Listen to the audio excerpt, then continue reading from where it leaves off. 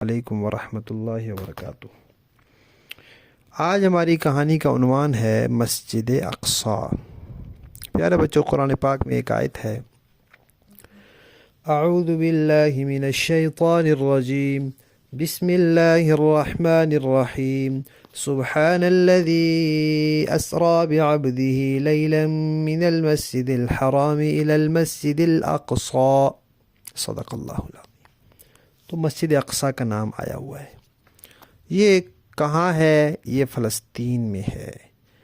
اس کو بیت المقدس کہتے ہیں، مسجد اقصیٰ بھی کہتے ہیں، حرم شریف بھی کہتے ہیں۔ یہ مسلمانوں کا پہلا قبلہ ہے۔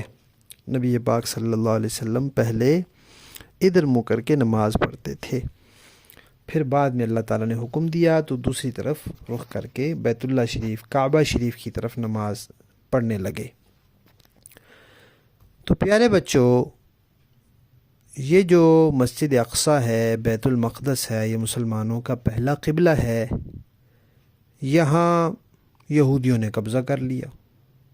یہودی جو ہیں وہ تو کافر ہیں، وہ نبی پاک صلی اللہ علیہ وسلم کو بھی نہیں مانتے اور قرآن پاک کو بھی نہیں مانتے۔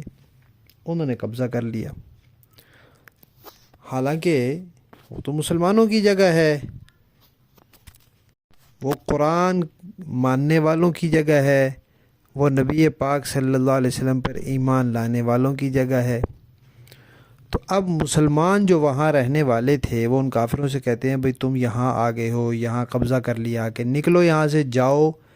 تو وہ ان مسلمانوں کو پھر مارتے ہیں، ان کو بم مارتے ہیں، ان کو گولیاں مارتے ہیں، ان کو ڈنڈے مارتے ہیں۔ تو وہ مسلمان ان سے کہتے ہیں، بھئی یہ ہماری جگہ ہے، تم باہر سے آئے ہو، زبردستی یہاں آ کے بیٹھ گئے ہو۔ تو دنیا کے جو بڑے بڑے کافر ہیں وہ سارے ان کافروں کا ساتھ دیتے ہیں اور ان کے ساتھ مل کے مسلمانوں کو مارتے ہیں۔ 70 سال ہو گئے ہیں ان مسلمانوں کو مار رہے ہیں، لیکن وہ مسلمان پتہ کیا کہتے ہیں؟ وہ کہتے ہیں، نہیں، ہم کبھی بھی تمہیں یہاں برداشت نہیں کریں گے، یہ ہماری پیاری جگہ ہے، یہ ہمارا پہلا قبلہ ہے، تم یہاں سے جاؤ، ہم تمہیں یہاں نہیں رہنے دیں گے۔